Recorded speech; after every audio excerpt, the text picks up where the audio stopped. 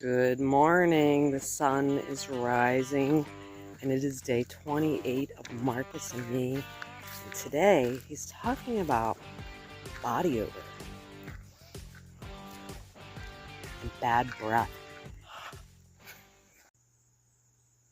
Today's meditation with Marcus is funny.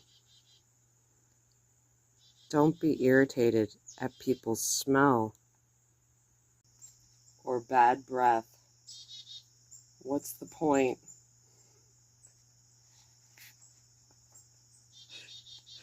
With that mouth, with those armpits, they're going to produce that odor.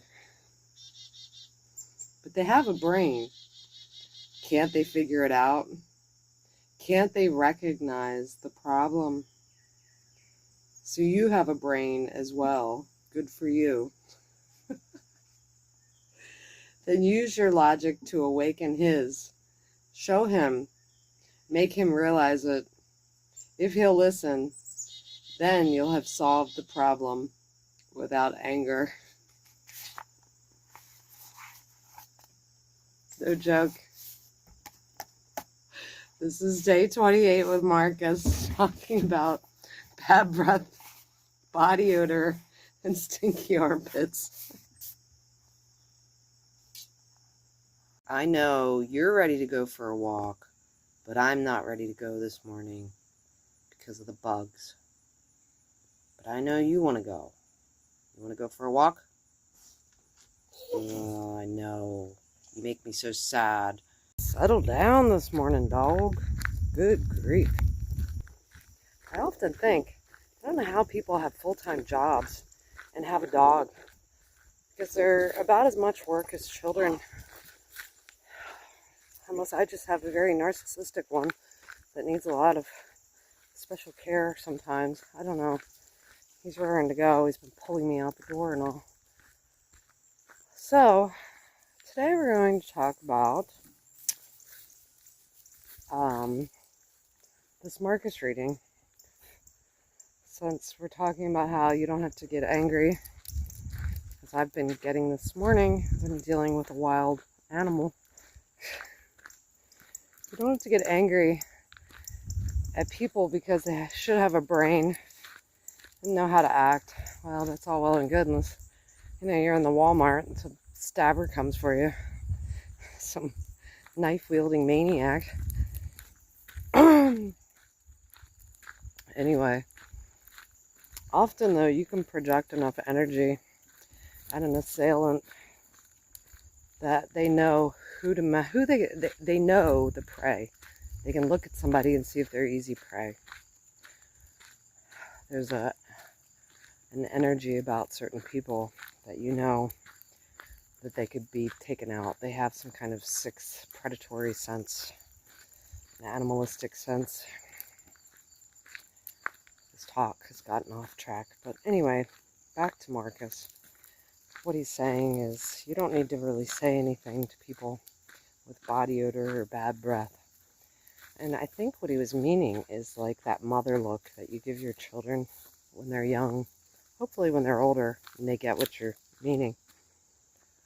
My one grandmother,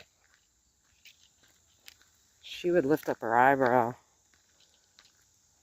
and her eye would kind of go. She'd give you the old skink eye. And you knew you better toe the line. Or what you were saying was a bunch of baloney or whatever. I had another grandmother, and when she would get angry, oh boy, it's like looking into the eyes of a crazy person. I swear those eyes were on fire one time when I was a kid.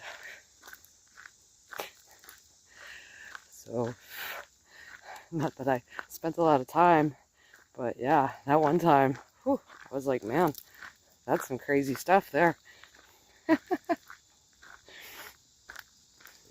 And I lost it sometimes with my kids. Usually over major things. They might not have thought they were major, but they were pretty major. And, we're all prone to lose our shit sometimes. But everyday ordinary things that you have to deal with children or with pets sometimes can just be handled with just a look. Although now we have a generation of children who have high levels of autism and other problems where they can't even read body language, especially if they're not well socialized. And in that case, me and my stepson used to have this thing where he would want to participate in adult conversations, but he would come up with randomly off-the-wall things to talk about in the middle of a conversation. And so we had a code word, flyball, so that I didn't have to go into a long tirade about, hey, that has nothing to do with what we're talking about. If you want to participate in adult conversation, you got to stay kind of on topic.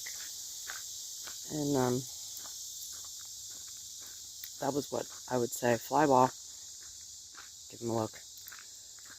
And there's a lot of tact in that. It's lacking in parenting these days because a lot of people aren't seeking good ways of parenting. They're just repeating the same dysfunction that they grew up in. Screaming, berating, belittling, being a tyrannical screamer. That's a big one. And I had to work on that with my own self because that's what I grew up in. You towed a line or there was higher voices used screaming at you. So we all have these patterns of behavior. And I think that, that's a big thing. Like children wake up, they don't want to deal with their bad breath or their messy hair, or the fact that, especially when boys starting to hit puberty, they have body odor. And as a mother or as a father, you need to have some kind of tact to inform them and not just constantly browbeat them, because they become like deaf to that, and then they can also become very resentful, like it's an attack when you're just trying to show them how to be civilized. And what civilized is, well, that's debatable, but certainly you don't want your child going off to some function having bad breath and stinky armpits.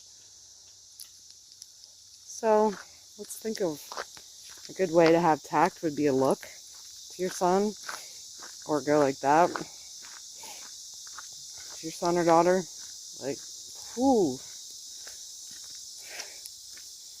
and have some intense facial expressions.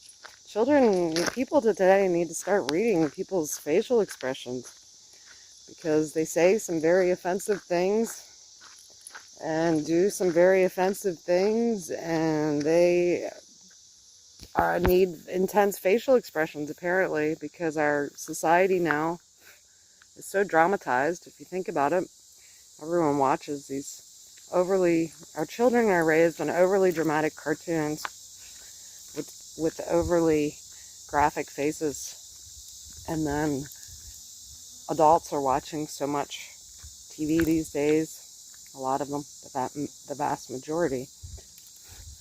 So they need like a more dramatic response, and it doesn't need to be screaming, because certainly screaming doesn't help. And I've learned that. I used to let a lot of stuff slide. This was my problem as a parent until I hit that crescendo of anger. And I guess I can tolerate and ignore a lot of bad behavior, so to speak, inappropriate behavior, because I realize that it's just child stuff. And because I did have kind of an emotionally volatile upbringing, didn't want to deal with it all. I kind of just go aloof into myself and just not deal with my children's behavior till it hit a crescendo. Looking back, there was several times where it had just gotten out of hand, and I had let it get out of hand. And I learned that. By working with horses, that I would let horses walk all over me. And so my horsemanship did teach me how to make boundaries. My problem has been, though, when I get into a romantic relationship, maintaining those boundaries.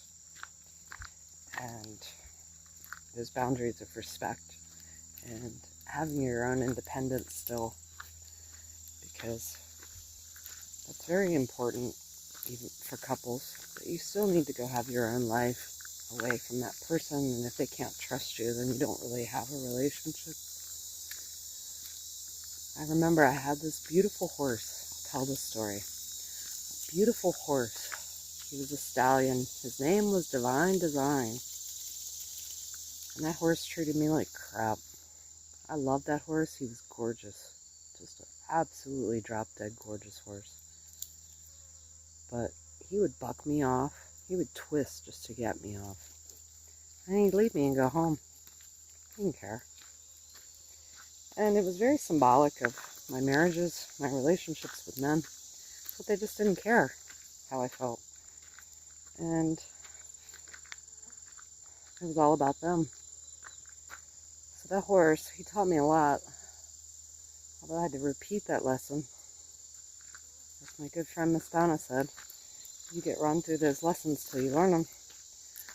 So, you know, I've gotten to this stage in life where if a partner shows up, that'd be fine. If not, oh well. Because I don't feel like going through all of that heartache and pain of trying to have someone respect me in a very disrespectful time period in humanity. So, just some thoughts on this beautiful day as I walk the dog. So, be careful out there. And remember, you don't always need to get angry. Sometimes you can just give somebody a look.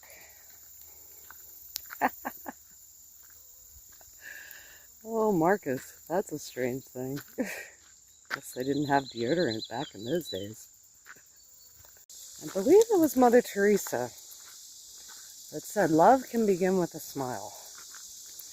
And we don't always have to talk about sexual, lustful kind of love. We can just talk about any kind of love.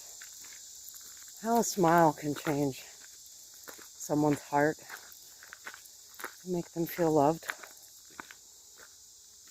And I think that's an important add-in for today's Marcus reading. That a smile can change everything. I remember with my last husband, he kind of had a smile. Smiled at me from across the bar. So you never know who you're smiling at and what it may lead to. Who you're smiling at. Smile though your heart is breaking. Smile though your breath is breaking.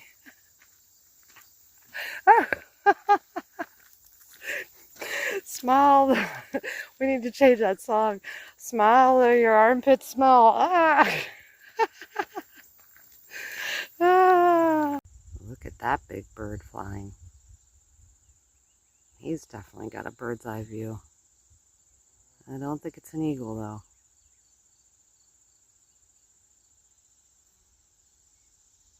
Could be a vulture the way he's circling.